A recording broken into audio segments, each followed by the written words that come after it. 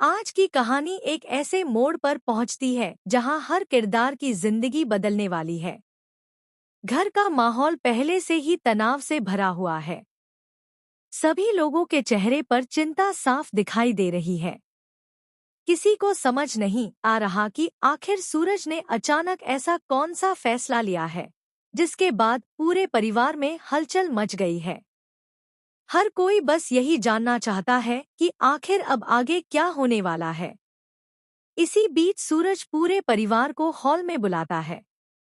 उसके चेहरे पर गंभीरता साफ दिखाई देती है।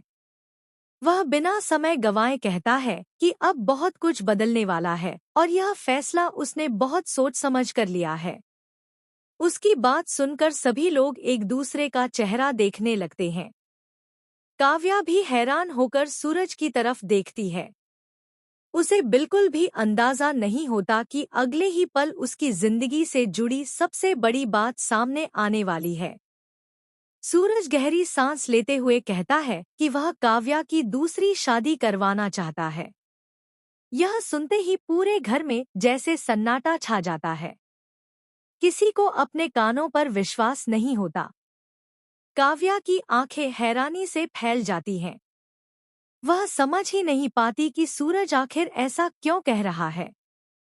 कुछ लोग इस फैसले का विरोध करने लगते हैं, तो कुछ लोग चुप रहकर पूरी बात सुनने का इंतजार करते हैं। काव्या की आंखों में आंसू आ जाते हैं। उसके मन में सैकड़ों सवाल उठने लगते हैं। क्या सूरज उसे हमेशा के लिए अपने जीवन से दूर करना चाहता है?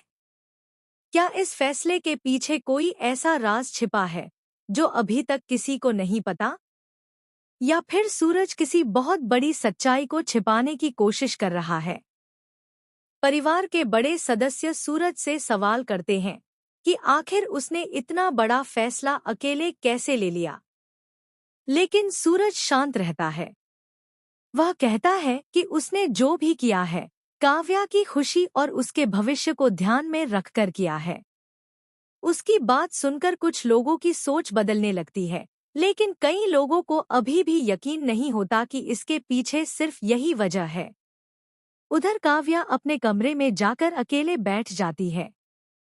उसे अपने पुराने दिन याद आने लगते हैं। वह सोचती है कि क्या सच में उसकी जिंदगी एक नई शुरुआत करने जा रही है, या फिर यह सब किसी नए तूफान की शुरुआत है। उसके मन में डर भी है और उम्मीद भी। वह भगवान से प्रार्थना करती है कि जो भी हो, इस बार उसकी जिंदगी में सिर्फ खुशियाँ